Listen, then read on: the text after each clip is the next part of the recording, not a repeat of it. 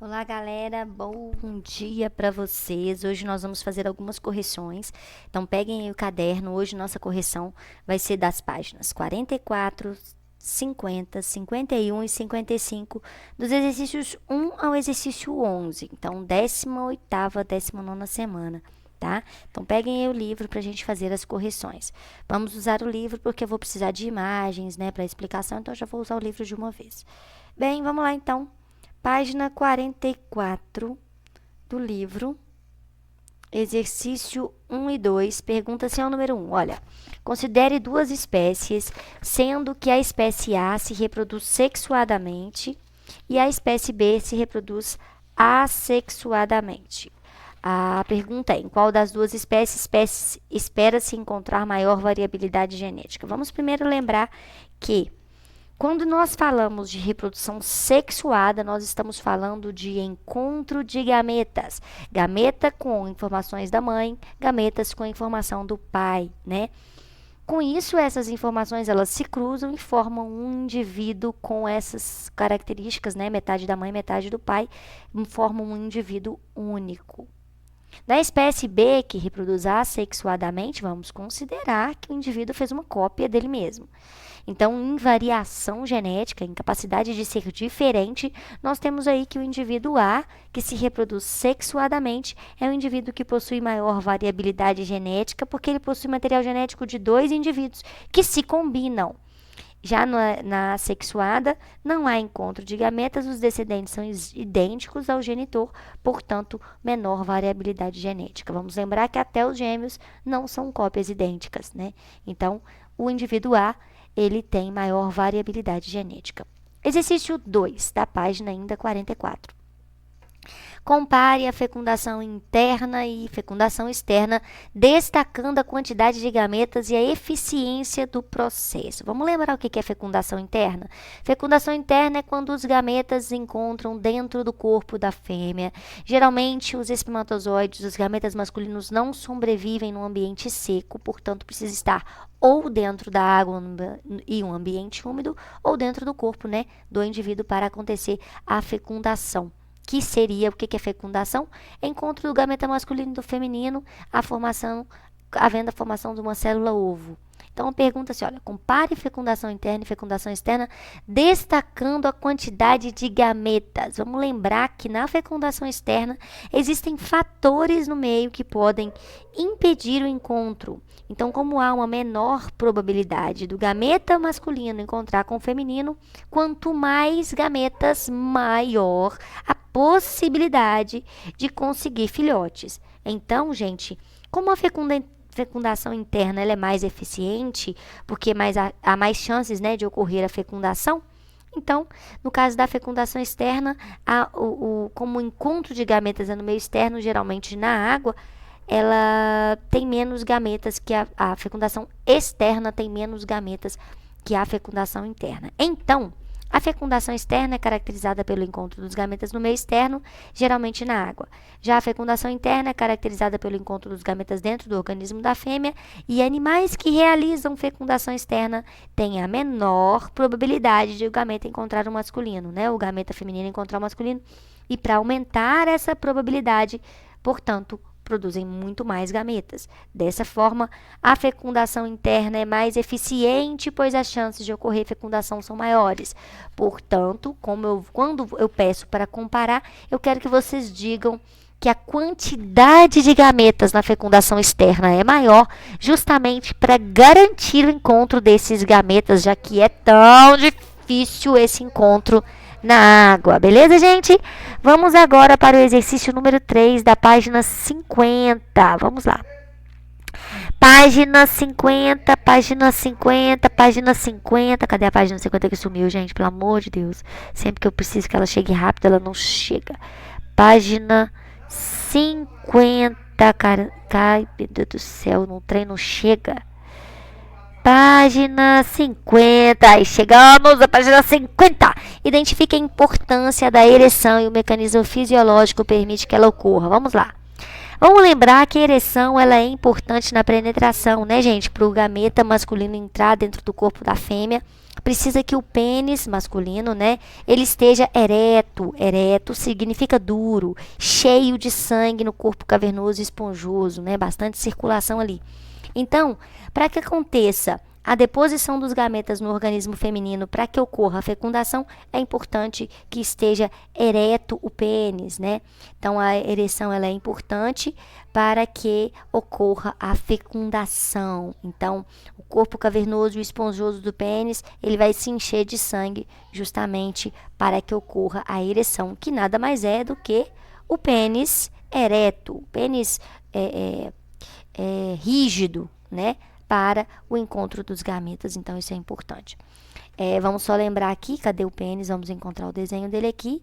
Corpo cavernoso e esponjoso, vamos lembrar que essa estrutura, né, é meio vermelhada aqui, perto da uretra, né?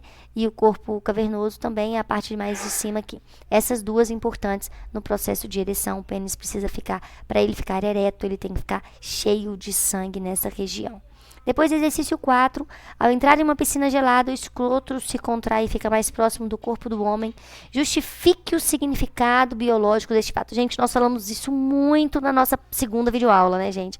Porque eu comentei com vocês que os espermatozoides, eles não gostam, não sobrevivem em temperaturas muito baixas, né? Mas nem muito altas. Então, eles precisam estar a 2 graus abaixo da temperatura do corpo. Então, para que ocorra a produção de espermatozoides, a temperatura dos testículos precisa estar mais baixa do que a temperatura corporal. O escroto, que é aquela bolsinha que guarda o testículo, ela precisa ajudar na regulação da temperatura. Portanto, no frio, ela fica próxima do corpo. No calor, ela se afasta do corpo. Então, o escroto ele ajuda na regulação dessa temperatura, afastando os testículos do corpo quando está muito quente e aproximando quando está muito frio, como é o caso de uma piscina gelada. Exercício 5, vamos ao exercício 5. Complete a figura a seguir, nomeando as glândulas acessórias do sistema genital masculino. Cite a função de cada uma delas. Então, olha, para isso, a gente vai dar uma printada nessa tela, uma reduzida, vamos lá. Vocês vão me perdoar aqui no improviso geral, mas vamos lá.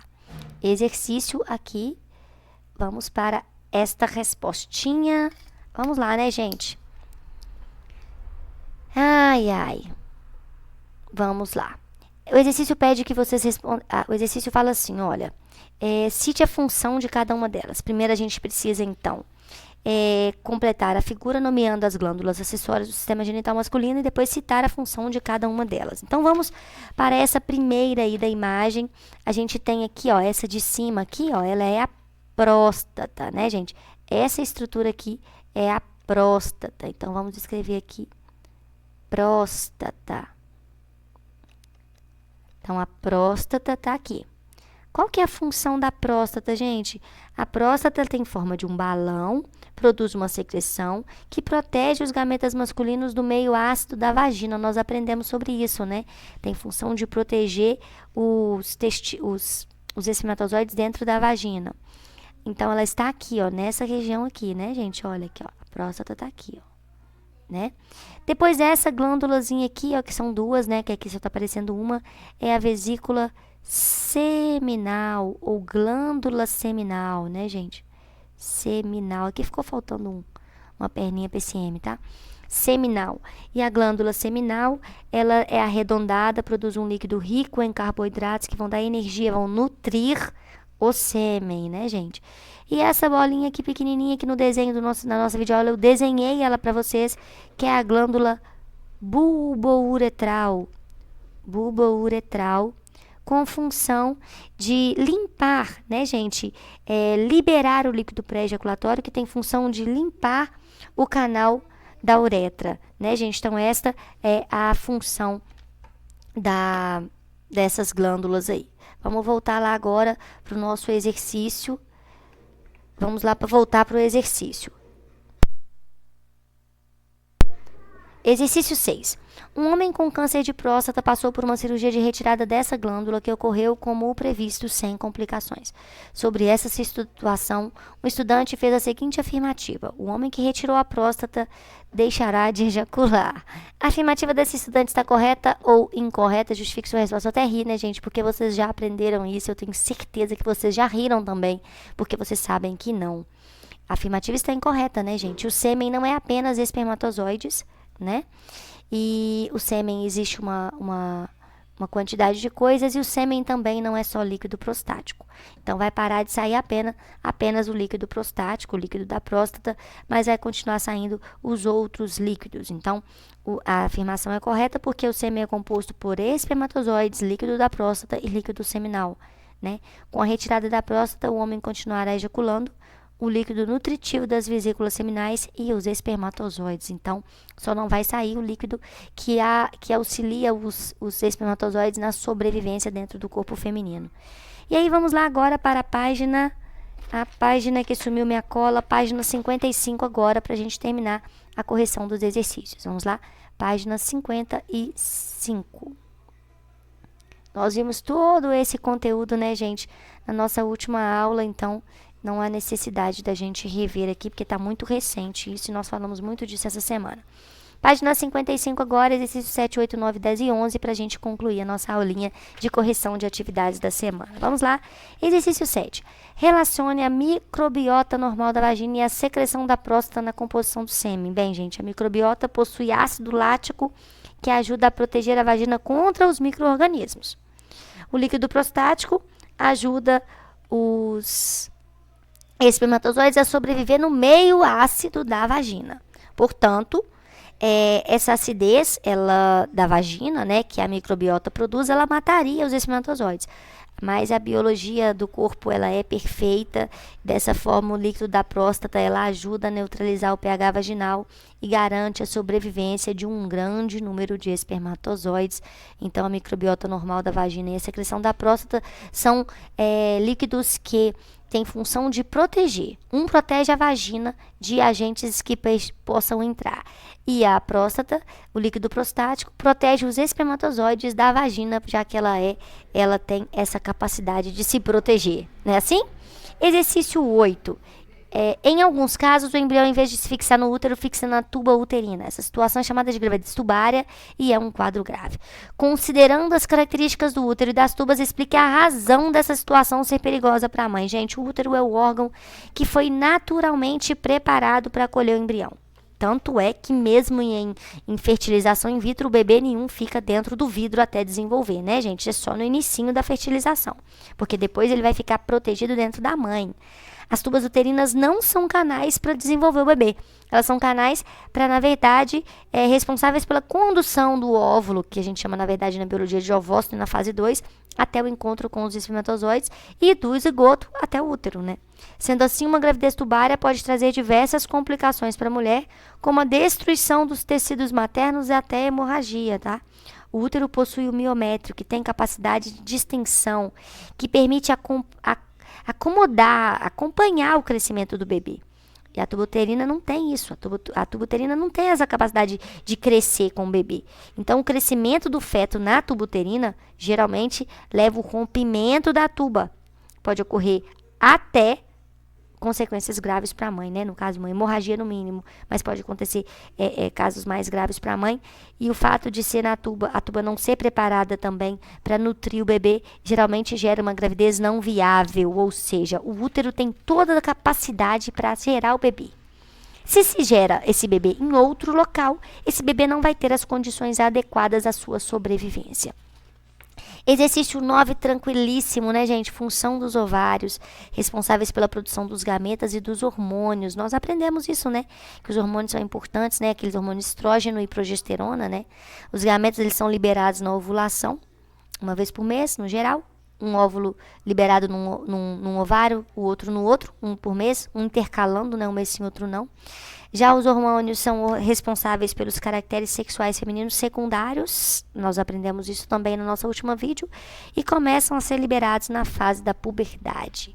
Os hormônios sexuais femininos são responsáveis pelas características secundárias, que são o corpo tomar forma de mulher, né, gente? Cintura afinar, quadril alargar, os pelos, né, nas regiões pubianas, crescimento dos seios, né? São características secundárias, diferente das características primárias, que é aquelas que a gente nasce com ela, né? Vulva e pênis, né, gente? Exercício 10. No final da gravidez, é muito comum que a mulher passe a urinar com frequência muito maior que a usual. Nós falamos isso no nosso vídeo também, tá relacionado à bexiga, né? Com base na anatomia do sistema genital feminino, identifique um dos motivos para isso ocorrer, gente. Neném crescendo, bexiga fica apertada lá no espacinho dela. O útero e a bexiga tá bem perto um do outro. Então, no final da gestação, o útero tá grande demais e começa a comprimir a bexiga, fazendo com que a mulher armazene menor quantidade de urina ou tenha aquela sensação de que que a bexiga tá cheia. Na verdade, é porque tem um negócio, né, pressionando a bexiga ali. Então, acaba que ela tem maior necessidade de fazer xixi, né, por conta dessa pressão sobre a bexiga. E exercício 11, explique a importância da musculatura uterina. Gente, ela tem elasticidade, que é importante para o momento do parto, para propiciar a saída do bebê. Também é importante, né, porque ela vai se desenvolvendo ao longo da necessidade do bebê, né? Então, o bebê vai crescendo e aí também vai crescendo, vai abrindo o espaço para o bebê ali. Então, essas são as funções da musculatura uterina. A nossa aula acabou. Segunda-feira tem mais. Beijo grande e tchau, tchau, galera. Beijo. Fui!